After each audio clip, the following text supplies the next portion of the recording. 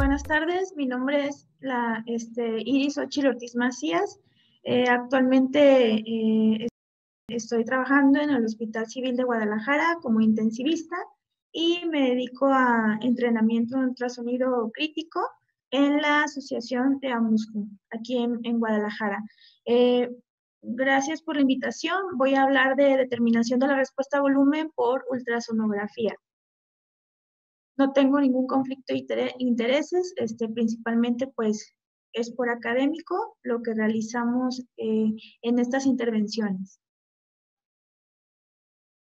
Bien, bueno, recordar que sepsis y choque séptico, pues hay algunos mecanismos que nos van a llevar hacia lo que es la falla hemodinámica y vamos a tener estos tres aspectos: hipovolemia, como siendo la causa más frecuente en nuestros pacientes, cardiomiopatía séptica y vasoplegia. Y como tal, pues dentro de la fisiopatología, recordar que va a haber respuesta cardiovascular muy compleja debido a la inapropiada vasodilatación sistémica, depresión miocárdica, la hipovolemia, la hipoperfusión y la hipoxemia y la hipoxia. Por lo cual, pues, la ecocardiografía ha sido nuevamente puesto como un biomarcador para determinar la respuesta a volumen en estos pacientes y asimismo también encontrarnos ante ciertos fenotipos que vamos a tener en los pacientes con choque séptico y que están críticamente enfermos. ¿Qué es la respuesta a volumen? Es la capacidad miocárdica de incrementar el gasto cardíaco ante el aumento de la precarga fisiológica y respuesta al estrés. Generalmente debe de haber un incremento del gasto cardíaco a un 15% como resultado de una intervención diagnóstica o diagnóstico-terapéutica en una respuesta a volumen. Y asimismo, pues hay que realizar una reanimación siempre guiada por metas para evitar los efectos deleterios que son la sobrecarga de volumen. Hay varias publicaciones que hablan acerca de valoración del volumen intravascular, donde siempre hay que ver una balanza y en esta balanza hablan de cómo optimizar el balance de líquidos. Hay que tener mucho cuidado en la depresión de volumen, pero también en la sobrecarga, porque esta sobrecarga o reanimación agresiva nos puede llevar a un empeoramiento de la oxigenación, a edema, a hipertensión y, bueno, falla multiorgánica. En sí, pues, hay también reportes en donde lo que es la sobrereanimación, pues, se ha asociado como un factor de riesgo pronóstico independientemente de la mortalidad en sepsis. Surviving Sepsis Campaign ha mencionado en las guías principalmente que, pues, el reto de volumen que se debe de utilizar es de 30 minutos por kilo. Pero bueno, actualmente ya hay otras revisiones donde no es la única manera de poder ver si el paciente va a responder a volumen. Entonces, como tal, la hipotensión inducida por sepsis, tenemos que considerar cuando hay un paciente con neumonía que está intubado o que no está intubado, y los pacientes que tienen, aparte de sepsis, que tengan una alteración cardíaca o renal. Se habla bien en las guías de la Surviving Sepsis Campaign acerca de los objetivos meta de reanimación temprana en las primeras 6 horas. Y recientemente también hablaron en la primera hora, en donde muestran que lo que vemos aquí abajo de la pantalla, son los marcadores de terapia dirigida. Hay varios estudios controlados referente a 3 metaanálisis controlados, en donde están lo que es el estudio PROCESS, el ARISE y el PROMISE, donde ciertamente vieron que no había ningún beneficio por seguir este tipo de objetivos de la terapia. Por eso mismo, y siguiendo con los parámetros fisiológicos en lo que respecta a la reposición de volumen, de acuerdo a la ley de French-Starling, se tiene que observar en qué pacientes voy a encontrar deterioro de la función ventricular y quiénes no, para ver cuáles son los respondedores o no respondedores. Así bien, tenemos que tomar mucho en cuenta las variables dinámicas.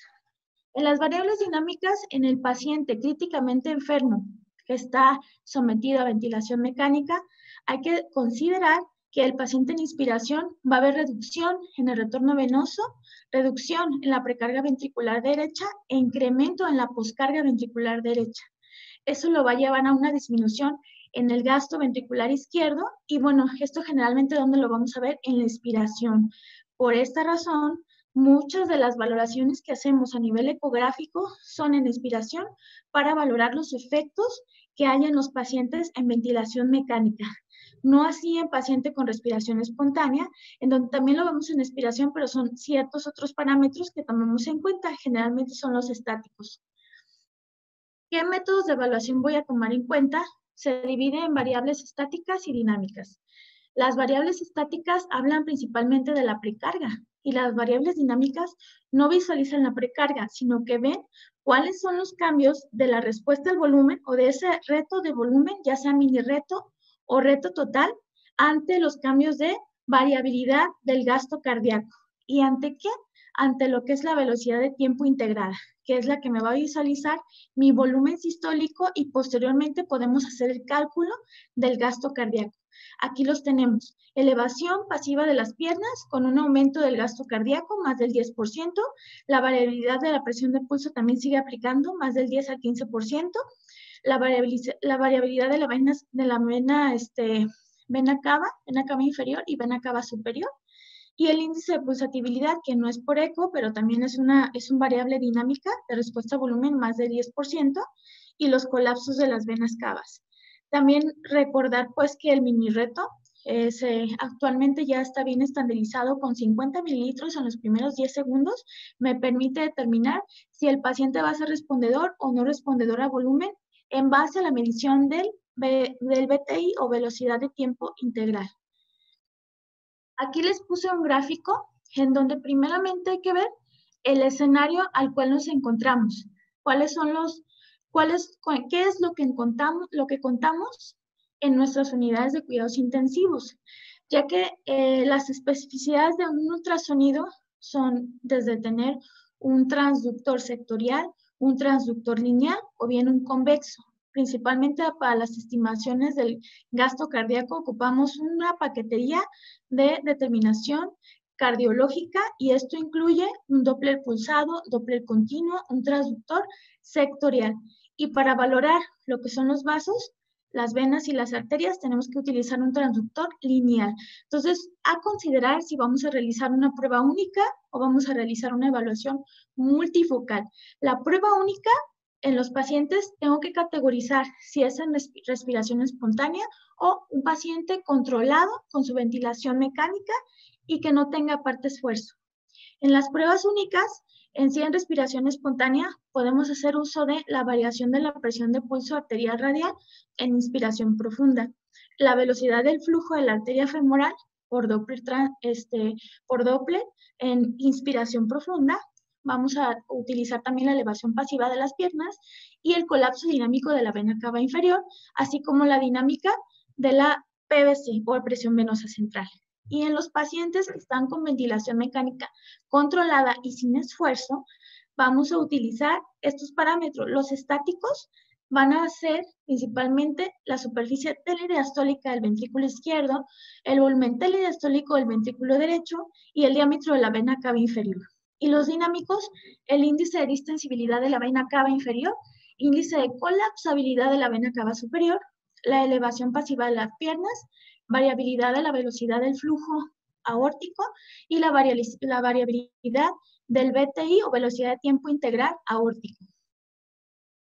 En cuanto a los parámetros dinámicos predictores que se han utilizado en los pacientes con ventilación mecánica, son principalmente estos tres que ya les comenté en la diapositiva anterior.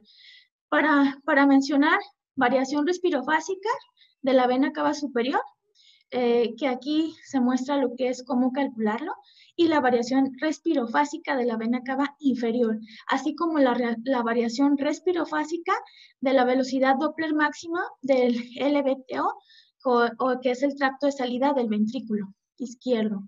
Y bueno, recientemente Monet y Jean-Louis Devoux muestran lo que es el porcentaje principalmente de esas variaciones del diámetro de la vena cava inferior, que es del 12%, y el diámetro de las variaciones de la vena cava superior, 36%. con sus limitaciones. Recordar que cuando nosotros hacemos una respuesta dinámica, una variable dinámica, estos pacientes van a estar con una ventilación mecánica controlada, sin respiración o sin esfuerzo espontáneo. En sí, tenemos que considerar en un levantamiento pasivo de las piernas, a realizar la ecografía, me permite a mí saber la velocidad de tiempo integrada cuando realizo la exploración ecográfica. ¿Cómo lo voy a hacer? Siempre me tengo que colocar en un eje apical y poner mi Doppler pulsado a nivel del tracto de salida de la aorta para tener una deflexión negativa, que ese va a ser mi variabilidad del tiempo integrado. Se tiene que hacer para ver el cambio o respuesta a ese volumen mini reto. El paciente tiene que estar primeramente en una posición semifoller, 45 grados, y posteriormente tenemos que hacer una elevación pasiva de las piernas durante un periodo de 90 segundos. Tiene que estar la elevación pasiva de las piernas a 45 grados. Es algo similar al método Monet, en donde un cambio en el BTI, más del 12%, habla de que ese paciente va a tener respuesta a volumen con una sensibilidad del 77% y una especificidad hasta el 100%. En un paciente con una respiración espontánea, la elevación pasiva de las piernas es el método más importante específico para saber si el paciente va a tener una respuesta a volumen. Esta es la forma también de medirlo y la forma de cómo posicionarse, y también me va a permitir al momento de determinar el área del tracto de salida del ventrículo izquierdo, puedo hacer un cálculo para estimar el volumen sistólico y posteriormente estimar el gasto cardíaco de mi paciente. Otras variables dinámicas van a ser variación respirofásica, el volumen sistólico y el BTI que ya comenté. La variación del volumen sistólico, más del 12% es predictor de respuesta a volumen, más del 14% tiene un alto valor predictivo positivo, y la variación del volumen sistólico, menos del 10%, tiene un alto valor predictivo negativo a respuesta a volumen. La forma de calcularlo, aquí tenemos la fórmula para poderlo realizar, pero esas son las estimaciones que hay que considerar en los pacientes con choque séptico. Otro de los datos importantes dinámicos que podemos utilizar en nuestros pacientes críticamente enfermos va a ser el cambio respiratorio de la velocidad sanguínea de la aorta, o principalmente puede ser en la arteria carótida o la vena yugular. Esto también es importante para ver la respuesta a volumen, donde tenemos que sacar el porcentaje de respuesta o de variabilidad. Si vemos aquí en esta imagen, ya en sí a ojo visual podemos observar que hay una variación respirofásica. Con los movimientos respiratorios, ya sea el paciente ventilado, en cada respiración podemos ver que hay una variabilidad del flujo aórtico. Ese porcentaje máximo de la aorta debe ser más del 20% para determinar, por el método de Monet, la elevación pasiva de piernas nos va a ayudar a saber si es respondedor a reto hídrico. Otro parámetro es la variabilidad de la vena cava inferior, en donde tenemos, aquí es una vista subsifoidea, donde podemos ver cómo se abre lo que es la vena suprahepática y la vena cava inferior, y ver cómo en el modo M o modo en movimiento vemos cuáles son los cambios respirofásicos en estos pacientes, y podemos hacer también el reto hídrico para determinar si hay una respuesta o no dinámica a volumen. Aquí vemos, en base a esta fórmula de cálculo, vamos a observar que los pacientes que tienen una alteración respirofásica de la vena cava inferior, más de 40-50% será en respiración espontánea. En pacientes con ventilación controlada, más de 18% de ese porcentaje, y en ventilación también controlada, más del 12% de colapsabilidad. ¿Esto para qué nos sirve? Para estimar lo que antes se consideraba como útil o gol estándar en la reanimación aguda, que es la presión venosa central. Nos permite estimar la presión de la aurícula derecha. Otra prueba es la prueba de oclusión inspiratoria expiratoria, donde Monet y colaboradores observaron que si el gasto cardíaco por análisis de la onda de pulso era más del 5% en 15 segundos, esto realizado con el ventilador mecánico, una pausa expiratoria y medición de lo que es la velocidad de tiempo integrado para cálculo de gasto cardíaco. Si era más del 5%, esa alteración ya se consideraba como paciente respondedor a volumen. Bueno, esas son las pruebas que hay que realizar. El otro aspecto importante es la evaluación multifocal. Cuando nosotros queremos realizar una evaluación multifocal, hay revisiones. Esta es la más reciente, en junio del 2020, donde se habla en ese grupo de ultrasonografía enfocada en paciente séptico y choque séptico.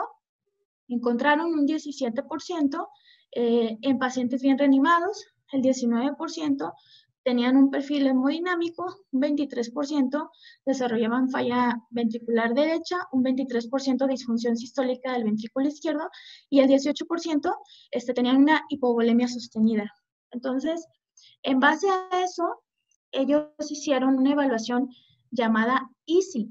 Eso es en base a la exploración subsifoidea. Entonces, ¿qué pasaba? Al momento de yo utilizar un transductor sectorial para evaluar por medio de, a nivel subsifoideo, las estructuras del corazón, me permitía encontrar tres cosas.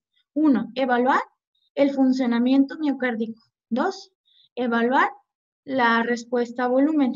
Y tres, ver si un paciente tenía buena tolerancia al volumen o de plano tenía una intolerancia al volumen en base a encontrar a nivel pulmonar un patrón A de respuesta a volumen y un patrón B ya de intolerancia al volumen. De aquí resultó 7 fenotipos.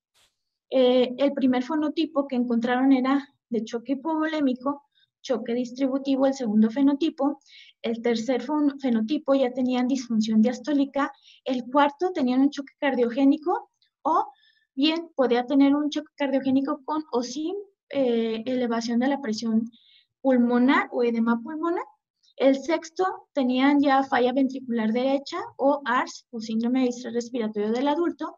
Y el séptimo parámetro o fenotipo ya tenía una falla ventricular derecha aislada, aguda crónica o hipertensión arterial pulmonar.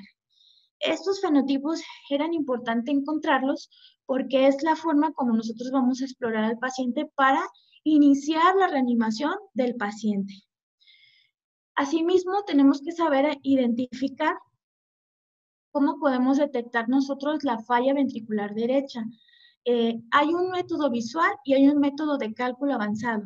A nivel visual, podemos ver cómo hay un incremento en el ventrículo derecho, en lo que es el eje en la vista 4 cámaras, y también podemos observar la fórmula de la forma D-shape o forma de D del ventrículo izquierdo, esto por una compresión del septum, secundario al aumento de las presiones del ventrículo derecho, y es lo que da una forma de D de ese ventrículo izquierdo.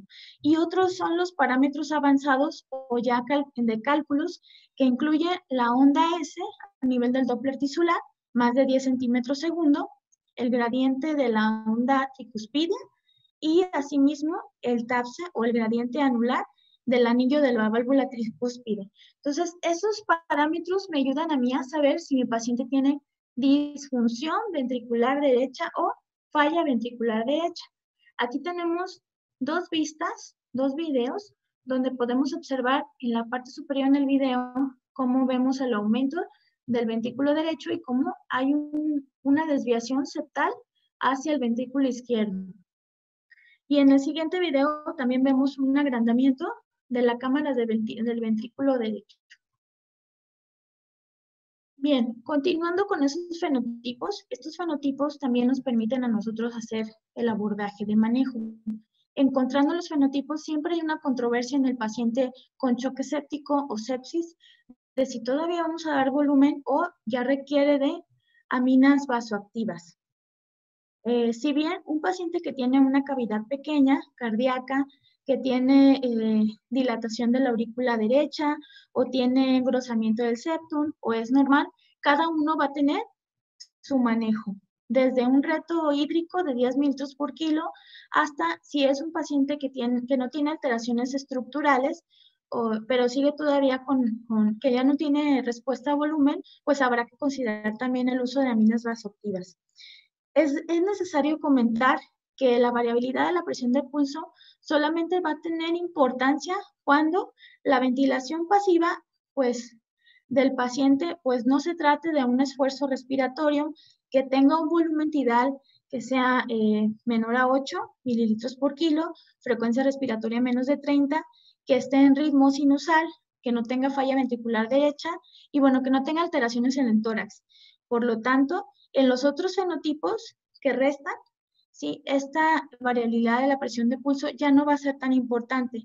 Entonces, de ahí que la ecocardiografía o en sí el ultrasonido nos va a permitir tener aproximaciones diagnósticas y terapéuticas. Otros abordajes de evaluación multifocal se encuentra el SAFE. Este protocolo habla de realizar lo que es la vista cardíaca en base a la fracción de eyección, cómo estimarla. Damos parámetros como son la hiperdinámico, normal e hipokinético, evaluación pulmonar, que también se le da varios puntos en base a encontrar líneas B.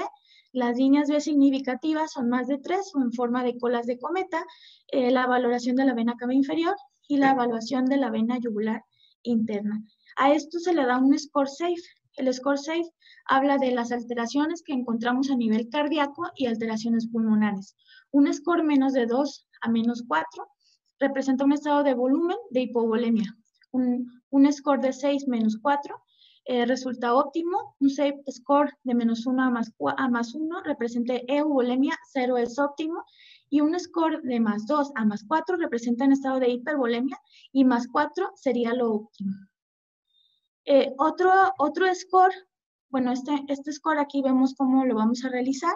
En la evaluación pulmonar es importante mencionar que hay que seguir siempre hay que evaluar la parte superior del tórax a nivel de la línea medioclavicular, superior, la inferior y posteriormente la línea medioaxilar, superior e inferior para poder determinar otras alteraciones que no pudieran estar relacionadas a la sobrecarga de volumen y la vena cava.